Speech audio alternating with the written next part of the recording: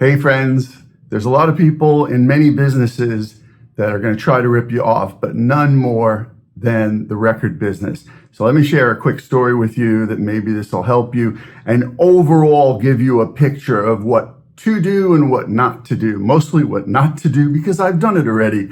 So I was at a point in my career where I was doing quite well. It was probably the midpoint of my career.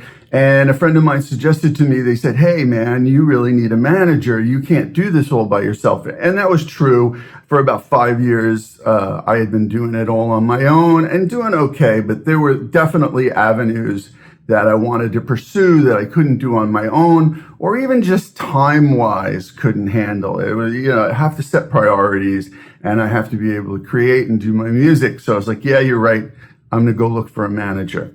And several people told me, oh, there's this one person, they're really, really good. You got to work with them, and I had seen this person's name associated with a lot of other artists. I had heard people say things about them. I had seen their name in publications and, as a talking head, telling people, what to do. And it all sounded very sensible. So I met with them 2 or 3 times and then finally decided, yeah, this is the right person for me, at least for the avenue I wanted to go down in the music business at that time. So we hired them. Horrible decision, because what occurred was they wanted to be paid a fee every month, but didn't want to do the work.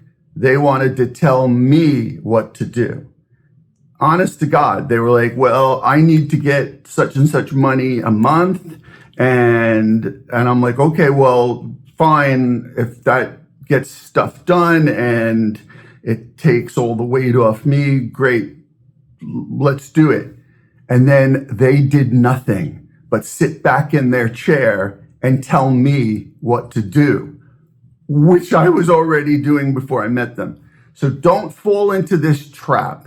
If someone asks you for money to do something that you're already doing yourself or that someone else will do on commission, don't do it. I thought like, oh yeah, well, the money they're asking for is less than I would pay for somebody if I was giving them a percentage of my earnings. No. There's a lot of experts that want to tell you what to do and they just want to take your money. I've seen it here on social media. I've seen it for 32 years in the music business, long before social media. Do not do it. If someone wants to work with you, if they do a service, you pay them for that specific service for a specific amount of time. If they're going to manage you, then they get a percentage of your earnings. If they're a booking agent, they get a percentage of what they book for you.